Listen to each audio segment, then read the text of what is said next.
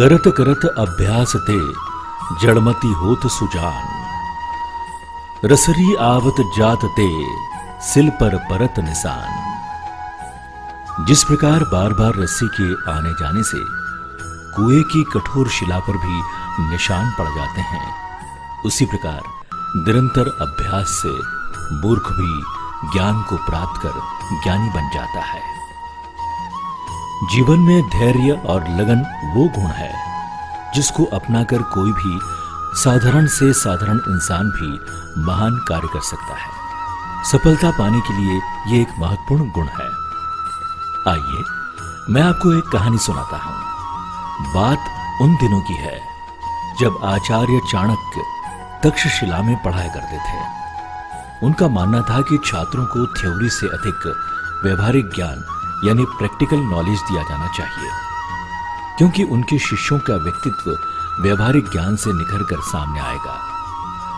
एक महान गुरु, एक महान सोच, ये कहानी का शीर्षक है। कहानी उस समय की है जब गुरुकुल में कक्षाएं समाप्त होने वाली थी।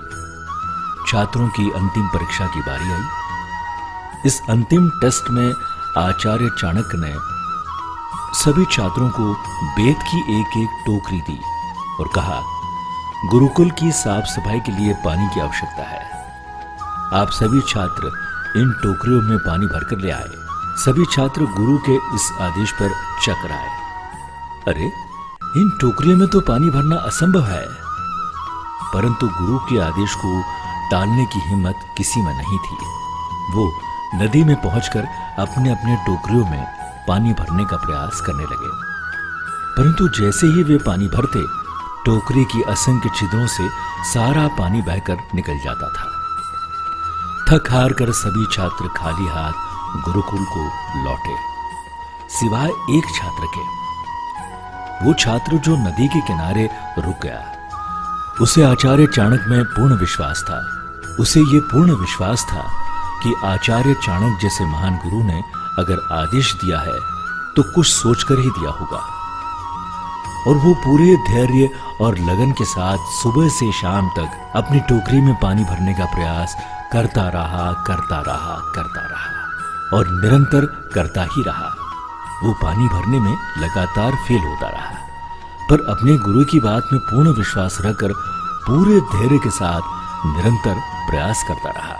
आश्चर्य ये क्या, सुबह से शाम तक पानी में भीगे रहने के कारण बेत फूल जाती है और उसके छेद भर जाते हैं और अंत में वो छात्र आचार्य के पास पानी से भरी टोकरी लेकर पहुंचता है।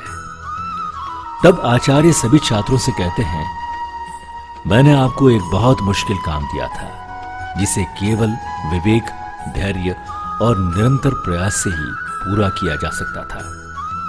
अतः जब भी कोई कार्य असंभव प्रतीत हो तो धैर्य नहीं खोना चाहिए, निरंतर प्रयास करते रहना चाहिए। जीत आपकी होकर रहेगी। दोस्तों, इसे आपका मूल मंत्र बनाइए। और कोई आपसे कहे कि तुम्हारा सपना असंभव है तो उसे कुछ मत बोलिए, बस लगन और धैर्य से लगे रहिए, सफलता मिलकर रहेगी। तो दोस्तों, कहानी कैसी लगी आपको? अच्छी लगी तो लाइक करना, दोस्तों से शेयर करना और ऐसी ही और कहानियां सुनने के लिए सब्सक्राइब करना। फिर मिलेंगे दोस्तों एक नई कहानी के साथ। Bye bye.